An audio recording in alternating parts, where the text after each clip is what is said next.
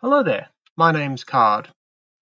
Alongside my years in social sciences research and writing, I'm also a proud far-left organiser. My focus in that sphere is mainly on pragmatically addressing issues of workers' self-interest and community solidarity. Here in Australia, for the last few years, that's mostly looked like spreading an awareness of people's rights in the workplace, rights around tenancy laws, and having a hand in anti-reactionary demonstrations wherever need be. I typically like to avoid anything that's too abstract. I already have a political position, so to speak, and it's one grounded, first and foremost, in a class-conscious desire to be rid of both corporate exploitation of my labour and state repression of my rights. If that sounds good to you, then I'd recommend you look up what anarchism is. But far out or idealistic as all that may sound, I've never thought too highly of merely spinning our collective tires, debating the minutiae of this and that. I think the work of any organiser should be focused more on what's tangible and in front of them in the moment, not on some imagined utopian future. That being said, unfortunately, what's right in front of us down under at the moment is something that's a little abstract. See, ever since the last election brought in a new government, our incoming Prime Minister, Anthony Albanese, has been floating the idea of instituting a constitutionally recognised Aboriginal Peoples Advisory Board to the federal parliament. What that means, essentially, is just running all of the new prospective legislation past a focus group of Indigenous people just to see what they think of it first. We've been calling this hypothetical board of advisors the Indigenous Voice to Parliament, or more simply, just the voice. New Zealand has basically had the same thing for years now, and Canada has something very similar. But despite what a small change this would be for us, and the fact that neither of those countries have since fallen into chaos, just about every commentator on the right has been screaming about it ever since the idea got brought up. The matter of whether or not a small change like this is A, a good change to make, and B, the best use of everyone's time and resources, has kicked up such a drawn-out debate that Prime Minister Albanese now just more or less wants to have an official referendum on the issue later this year, and will go from there based theoretically on what the majority of the population wants. The only problem with this is that now the whole thing's become the newest big culture war argument down here. And in effect, with it looking like we'll have a referendum, well, now everyone has to take a side. Currently asking us all to vote yes to the voice is almost all of Australia's progressive special interests organisations, as well as our entire ostensibly centre-left incumbent Labour Party, and most of the opposition centre-right Liberal Party, although the latter has heard some dissent from its membership and is, on the whole, trying to push the Prime Minister to put some more concrete details about this proposal on the table.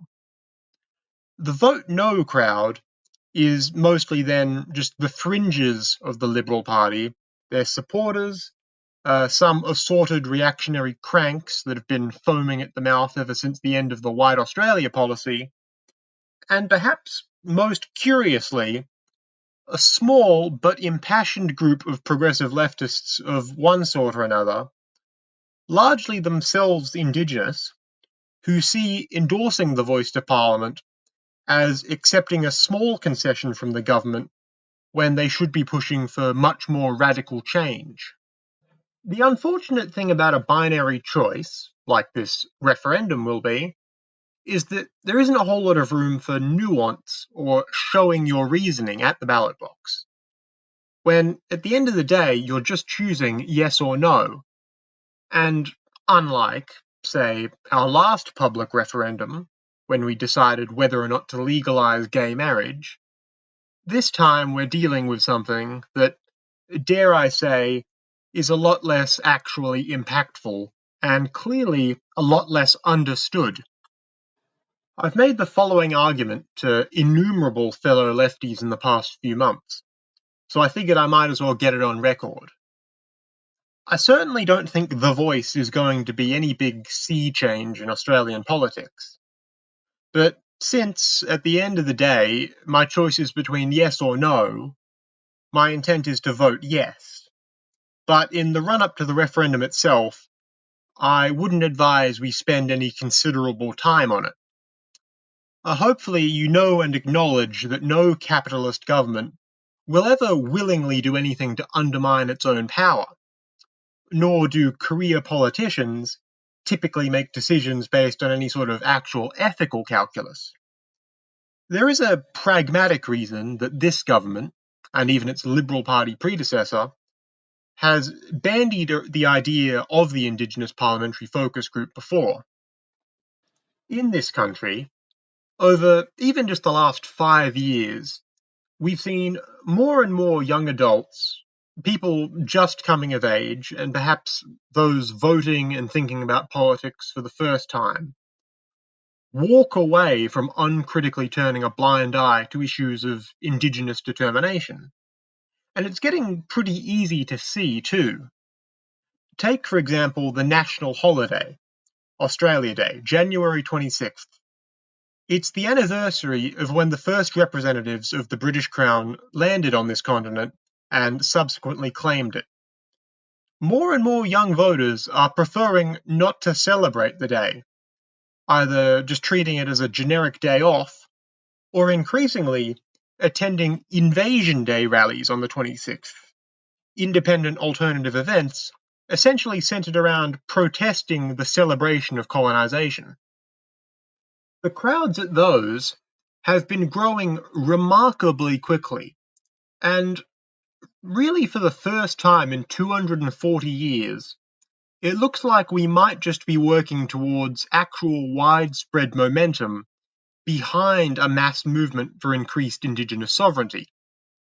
A lot of people are genuinely becoming conscious of issues like disproportionate Indigenous incarceration rates, or how mining interests despoil sacred sites, or how the national holiday literally being in remembrance of when a genocide against the natives started is actually kind of bad.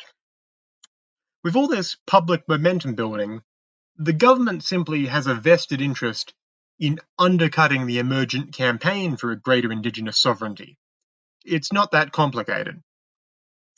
The Voice is essentially one part distraction, one part minor concession to the mob in the hopes that we might accept it and then stop pushing for more meaningful or material change.